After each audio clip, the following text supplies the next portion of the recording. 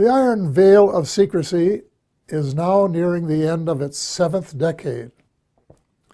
When World War II ended, little attention was given to Operation Paperclip, under which hundreds of Nazi scientists were brought to the U.S., given new identities, and then appointed to important jobs in the military and elsewhere.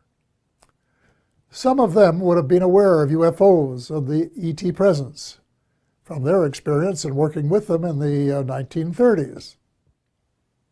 The American military began to take the subject more seriously after retrieving one of the vehicles that crashed near Roswell, New Mexico, on July 4th, 1947, and decided to back-engineer its technology, which was light years more advanced than anything that we had known.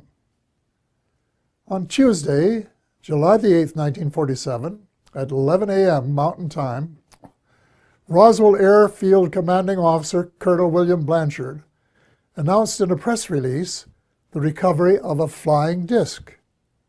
That was the truth. Later that same day, at approximately 4:30 p.m. Central Time, Brigadier General Roger Ramey, commander of the 8th Air Force and Blanchard's supervising officer, presented to the press an alternative story. He claimed the Army had recovered a Rowan target device suspended by a neoprene balloon. That was a lie. In fact, it was the cornerstone lie of what was to become a cult of lying and disinformation that is still United States policy today, 68 years later. In my brief address to the Citizens Disclosure hearing, I said that the United States and much of the Western world is ultimately controlled by an unelected, unaccountable cabal.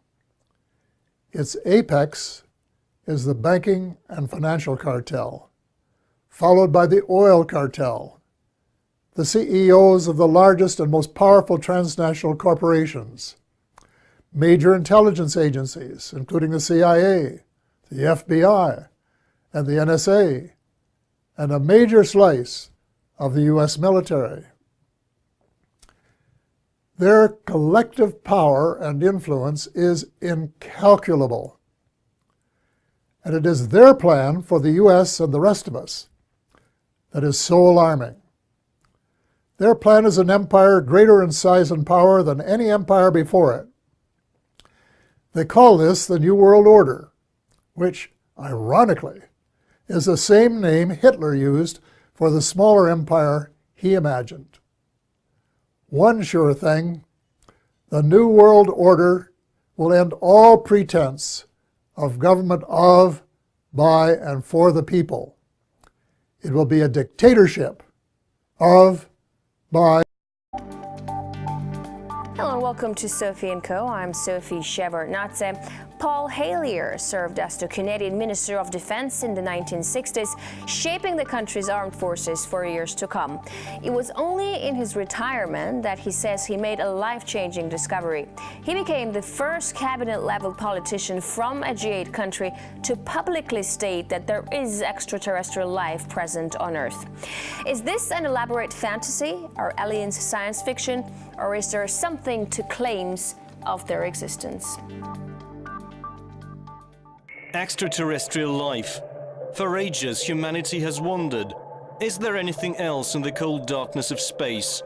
Skeptics say there is no proof, but there have always been those who dared to dream. And some even claim to have seen things with their own eyes. Do aliens exist? Are they already here? Do they pose a threat or a chance for salvation? Honorable Paul Hellyer, former Minister of Defense of Canada, and he believes that life forms from space exist and are present on Earth. It's great to have you with us on our show. Why do you say that UFOs are as real as the airplanes flying over our heads? Well, because I know that they are. They've been, as a matter of fact, they've been visiting our planet for thousands of years. And one of the cases that would interest you most, if you give me 2 or 3 minutes to answer, is during the Cold War, 1961, there were about 50 UFOs in formation flying south from Russia to across Europe. And the Supreme Allied Commander was very concerned and about ready to press the panic button when they turned around and went back over the North Pole.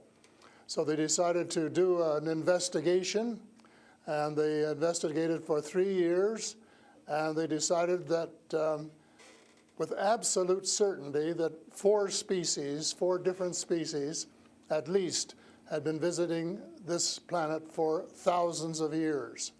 So that's, we have a long history of UFOs, and of course, there's been a lot more activity in the last few decades since we invented the atomic bomb, and they're very concerned about that and the fact that we might use it again. And because the whole cosmos is a unity, and it affects not just us, but other people in the cosmos, they're very much afraid that we might be stupid enough to start using atomic weapons again, and this would be a very bad. Quick comment. Mr. Hellyer would like to weigh in on this. Yes, one additional person in Ottawa who would know is the Chief of Emergency Measures. And the reason I know is I interviewed the previous one who is now deceased.